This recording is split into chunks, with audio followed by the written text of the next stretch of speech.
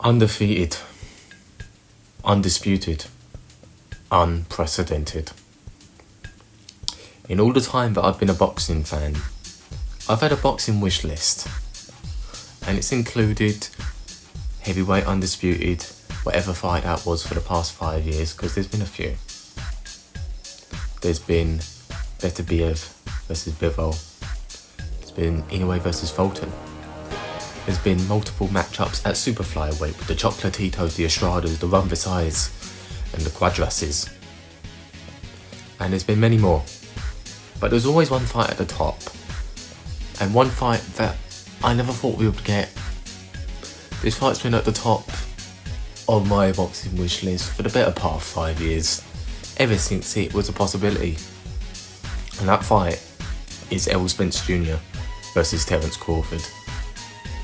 This fight, like I said, has been at the top of my boxing wish list for the better part of 5 years, ever since Crawford moved up and destroyed Jeff Horn. I can't believe it. It's actually come to the point where we are doing a prediction of the big one.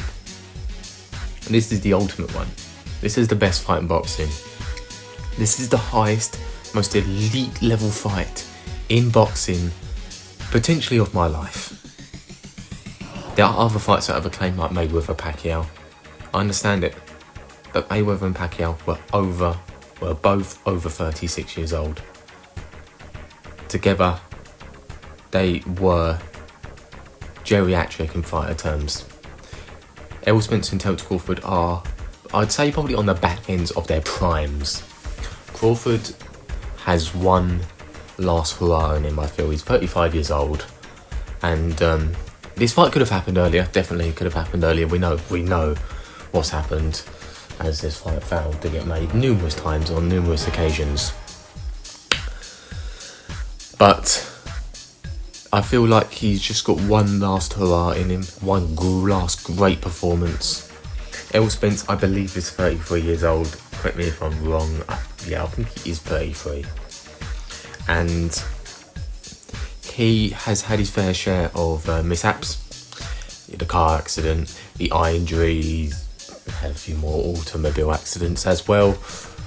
So he's not been the most active ever since he fought Sean Porter, unfortunately. And Crawford really hasn't been the most active ever since he fought Mean Machine. I'm not even going to bother saying his name.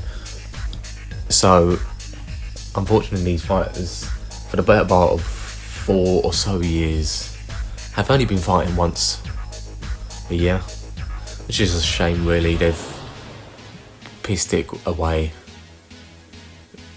And to stuff that, isn't really that fault, but it is disappointing. Spence has been through the eye injury. He was supposed to have that mega fight with Manny Pacquiao, which unfortunately got called off. And obviously before that, the car accident that jeopardised it, the ladies' fight with Danny Garcia. We saw he came back and he obviously put on a great performance. And Terence Crawford has just been fighting it out with Bob Arum, to be honest. He hasn't really, I don't think he enjoyed his time at Top Rank. I feel like he felt that he wasn't giving him the fights he wanted. I don't know how many times the Manny Pacquiao fight popped up for Terence Crawford and how many times it didn't get made, just even announced, or even close to an announcement. So, yeah, it's disappointing. Terence Crawford. But okay, let's scrap that. Let's break down both fighters. Errol Spence Jr.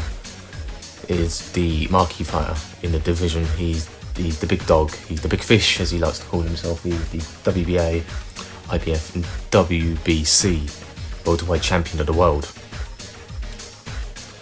So he comes in with the advantage of probably the home crowd, and he has the more belts. He's going to be the A side in this fight. Terence Crawford obviously is the smaller fighter. He's been fighting on Top Rank for most of his life, well, most of his boxing life, sorry. And Top Rank, like I said, have just not been giving him the big fights. And in the divisions that he's conquered, he hasn't fought the opponents that Spence has. Despite the fact that Crawford is a 3-division world champion and undisputed in one of them. His best win today is probably Sean Porter, who was on the back end of his career, or Victor Postel. But Spence has got a good string of wins. He's got Kell Brook, he's got Mikey Garcia, which, he was a smaller fighter, but he's still pound for pound fighter. You've got Sean Porter, Danny Garcia, you've got your Dennis Ugas, who beat Manny Pacquiao quite convincingly. And he beat him up as well. So, he's had a better string of wins at welterweight, and he definitely comes into this as the one with something to prove. He's the one in the division at the moment. He's probably the number one.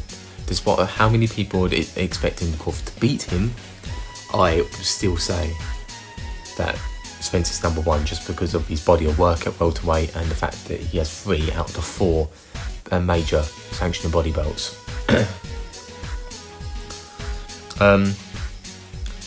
So, career trajectories. Like I said, Crawford has suffered with inactivity ever since 2019, really. Obviously, the Manny Pacquiao fight, don't know how many times that fight was going to be announced, and then it just wasn't, unfortunately.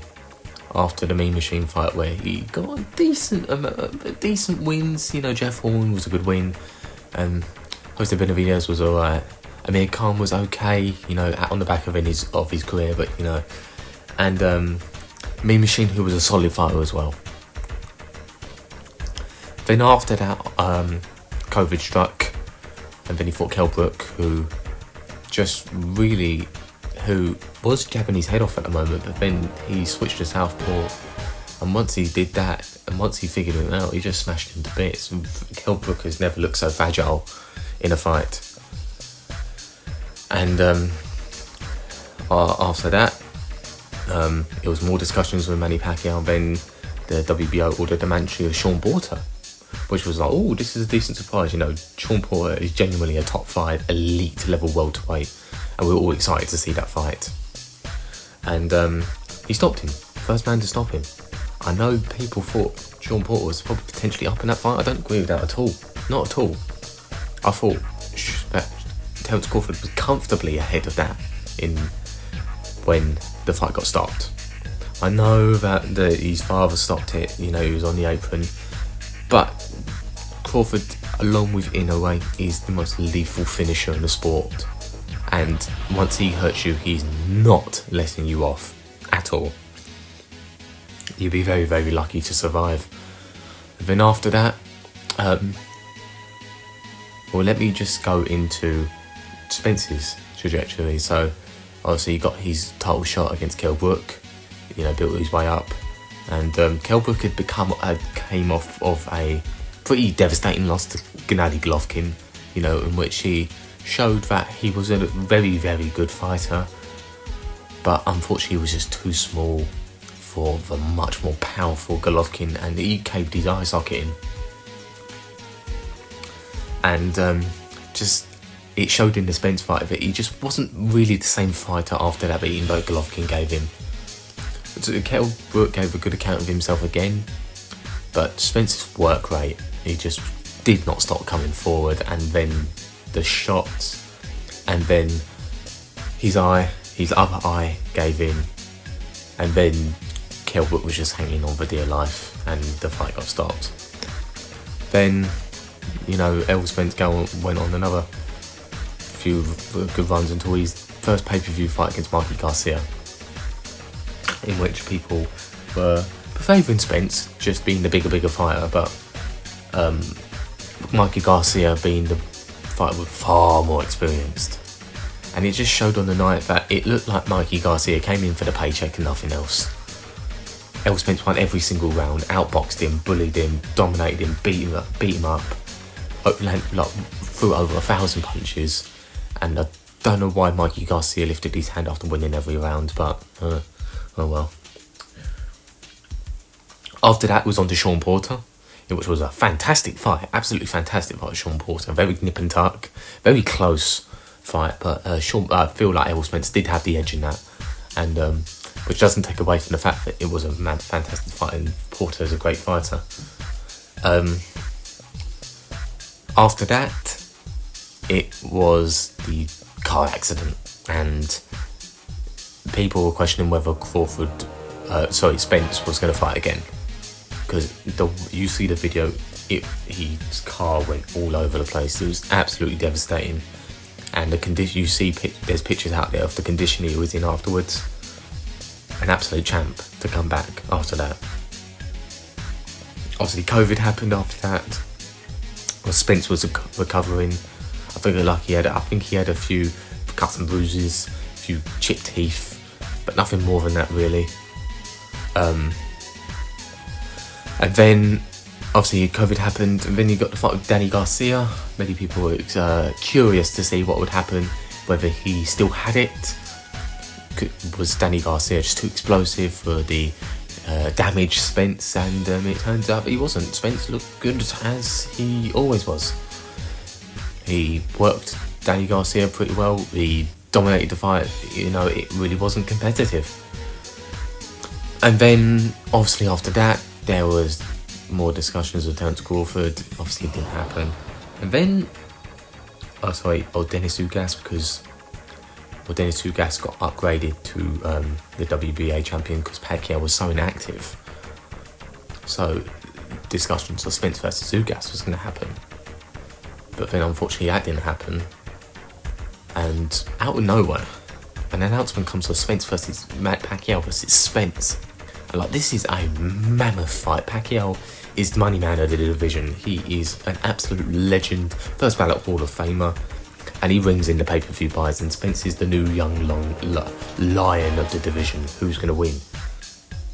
Unfortunately, about two or so weeks out, the fight got called off because Spence fractured his eye socket. And unfortunately, Ugas had to step in. His fight was also on the undercard of that fight. His undercard fight got called off as well, so it was perfect for Ugas to step in against Pacquiao.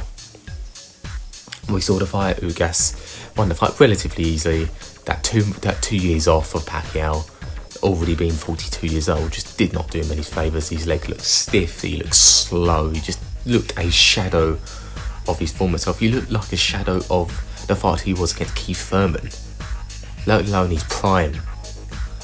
It was sad to see, but yeah. And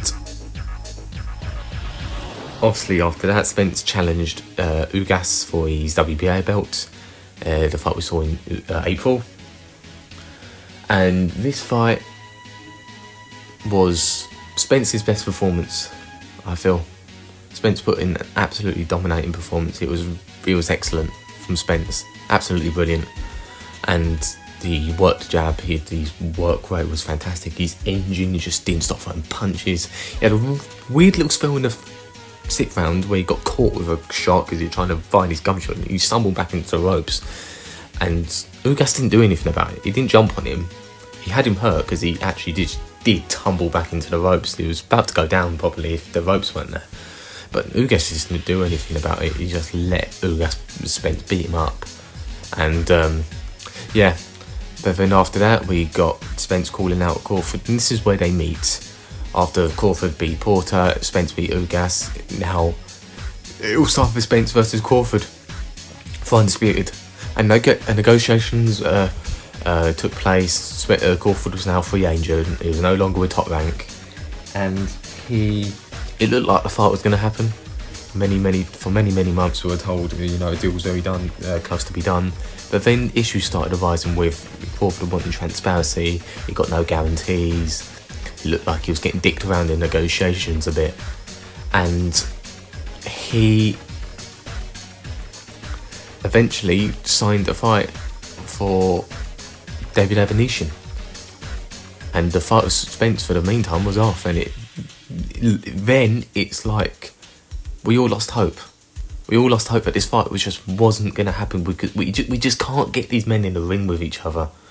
We spent 6 months drilling out a deal for these two, and we still couldn't get it over the line. We still couldn't get it announced. And it was so frustrating.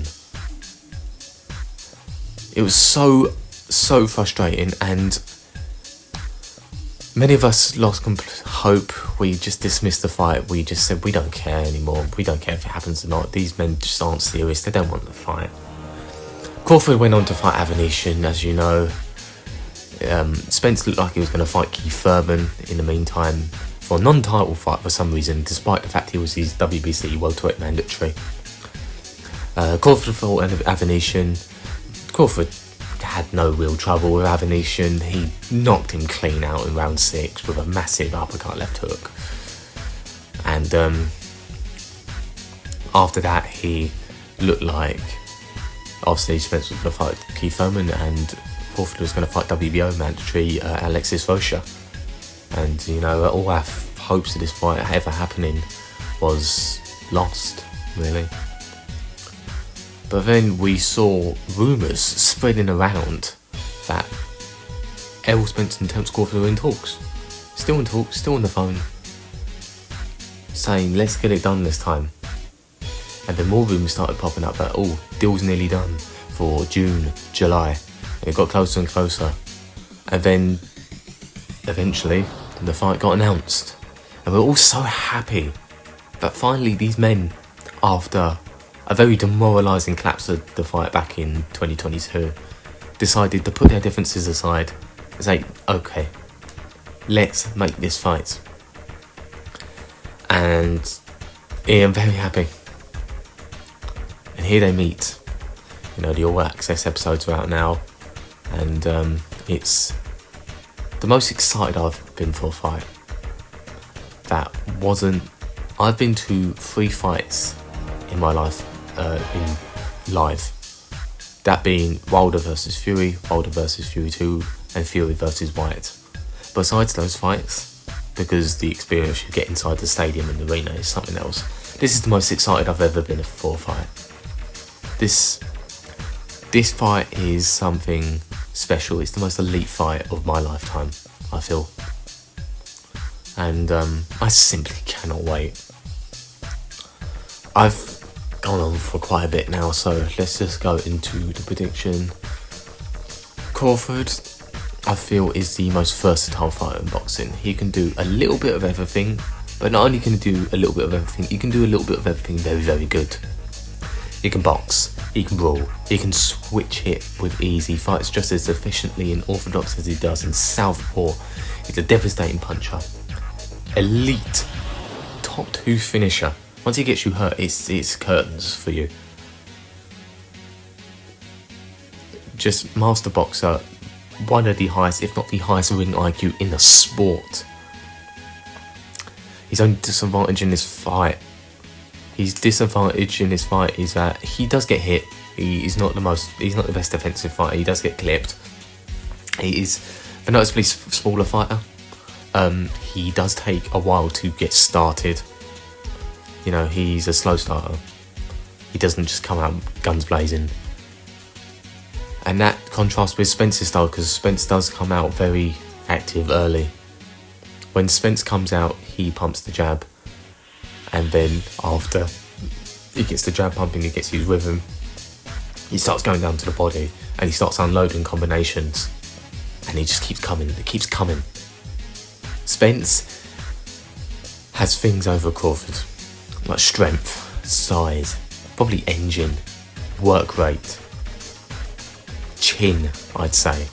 Spence has got a very good chin, and Crawford has been dazzled a few times in his career. Crawford has almost every physical advantage in the book, and he's got the style for it. He's got the style to beat Crawford. If Crawford can't make a decent dent on Spence early, or at least a decent way into the fight, Spence is just going to keep working him. And if this goes to a decision, Spence very well could win this, because his work rate, the judges are just going to like more, let's be honest. Crawford's efficiency is not going to stand up to Spence's work rate. Spence throws hundreds, if not over 1,000 punches every fight. It's not going to happen. So Crawford has all the tools to beat Spence as well. You know, if he can time him. Crawford is so good at timing people, it's actually disgusting. I think this fight comes down a little bit to who can handle whose jab. Can Terence Crawford deal with Errol Spence's jab? If he can't, he's not going to win this fight. If he can't get past that piston-like jab of Spence's, he's not going to win this at all. And a Spence stoppage is on the cards. I'm not going to say it's impossible. I'm not going to say a stoppage for either man is impossible because they're both big punchers. Crawford, not ruling out a stoppage of him for Spence either, because he's a lethal finisher and he's so great at timing people. Crawford's feet are a bit better than Spence's. You know, he glides around the ring a bit more. Spence's not exactly really flat-footed, but he does not glide around the ring like Crawford can at times. Both men are in absolutely phenomenal shape. Just to point out, I've seen the All Access episodes, I've seen pictures. Spence looks in fucking unreal shape. Unbelievable shape. Genuinely unreal. And I can't believe that this fight is happening. So soon, it's like it's jumped up on us. Ever since the fight was announced, it's just jumped up on us and it's like, whoa, this is happening. Obviously Crawford is in shape day in, day out. He's never not in shape. He's never out of shape. So you never had to worry about Crawford's conditioning. Conditioning is just one thing that is not concerned for these two, because they're just such elite athletes. They're such elite boxers. They're both arguably top 5 pound for pound fighters. And whoever wins this may be that pound for pound number 1. Depends on the manner of victory, because Fulton just, in a way, just absolutely annihilated Fulton, so it's going to be hard to wrestle the pound for pound number 1 spot out of his hands, but it's very possible. It is possible. Yeah, I look forward to the fight. The fight I see is, this is how I see the fight playing out, but I could be wrong. Spence comes out quick, he starts off fast, you know, he gets the jab pumping.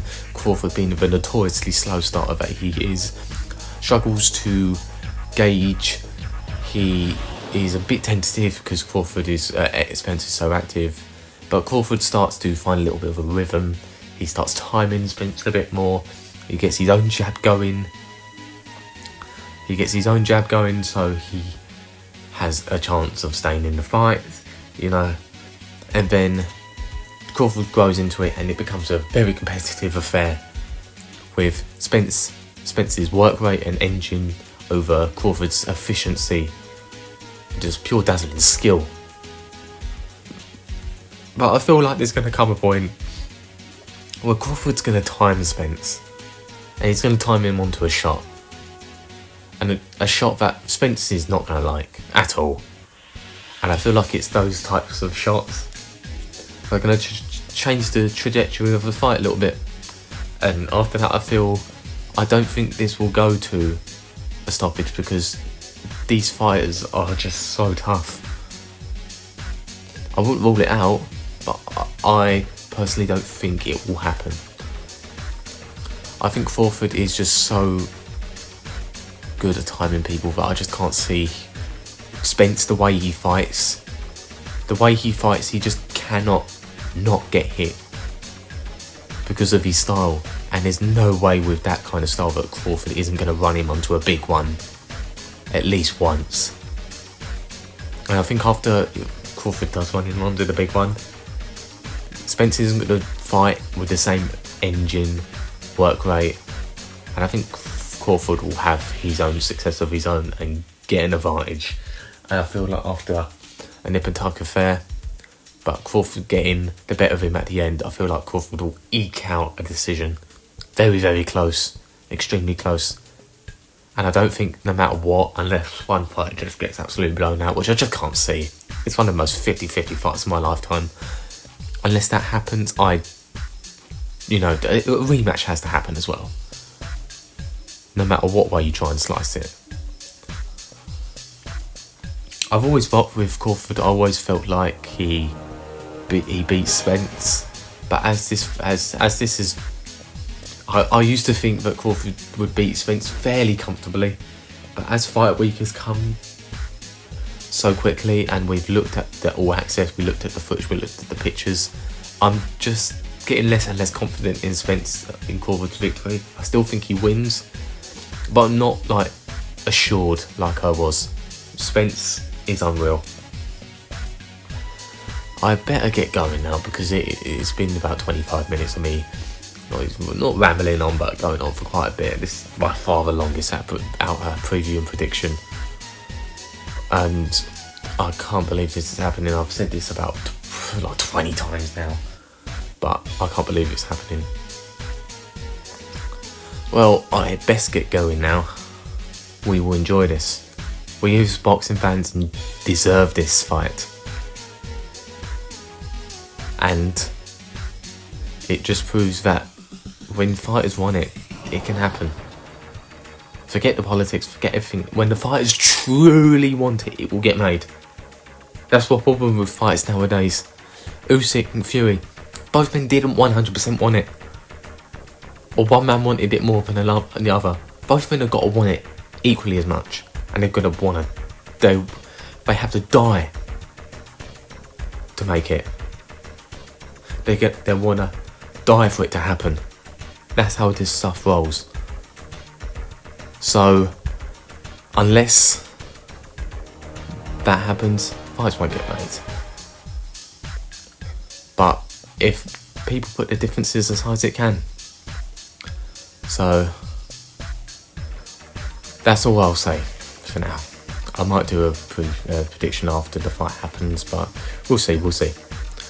Thank you everyone for watching. This has been, I'm not even going to say what my channel name is because that's just corny, but tune in for the fight and enjoy it. Undefeated, undisputed, unprecedented, the fight of all fights. Cheers, bye.